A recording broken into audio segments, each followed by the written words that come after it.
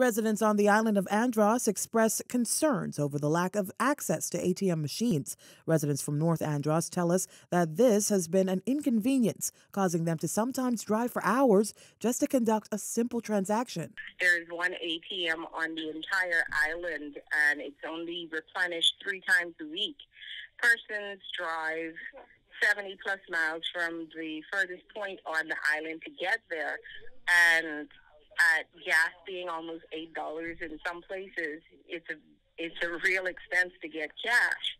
And then when you reach, there's no money left because everybody, especially around payday, everybody's trying to get there to get cash. It's ridiculous. It's inconvenient because I have to ride from Cattle Creek to North Island. That's about almost an hour and a half. Depends on how fast they're driving.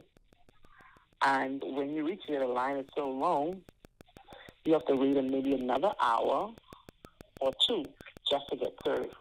Another resident adds that in some instances, tempers flare because of the long wait time, as was the case a few weeks ago where an altercation erupted and went viral on social media. That said, business owners and residents alike have had to get creative. It's rather difficult, especially like if you need, some gas stations don't take cards, so if you need gas, it could be hard. You borrow money, you switch money from one person's bank account to another. If you have online banking,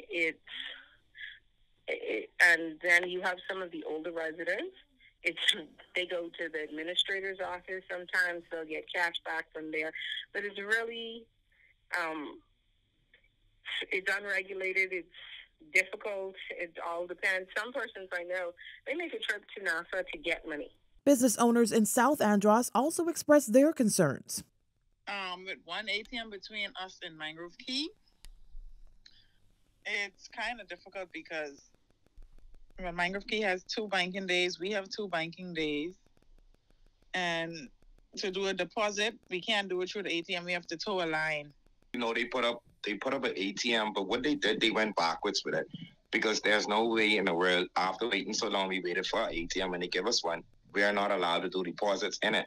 So it's one of those old actual ATMs. So the real problem at the bank is the lack of tellers and the deposit rate, you know, because most businesses over here, they go to deposit. So you find yourself in a sometimes 3 to 4 hour wait just to do a deposit, which I think is garbage. You know what I mean? This business owner voices the improvements he'd like to see moving forward. I think we need another ATM where I actually can do deposits.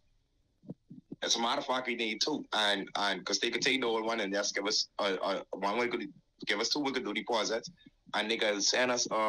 We need at least 2 more tellers. They operate it so backwards that it causes a ripple effect. Meaning, you got the staff that works in South Andros is entirely from Mangrove Key. So here is not. If weather is bad, you know, they won't be able to make it that day, and we only have 2 days.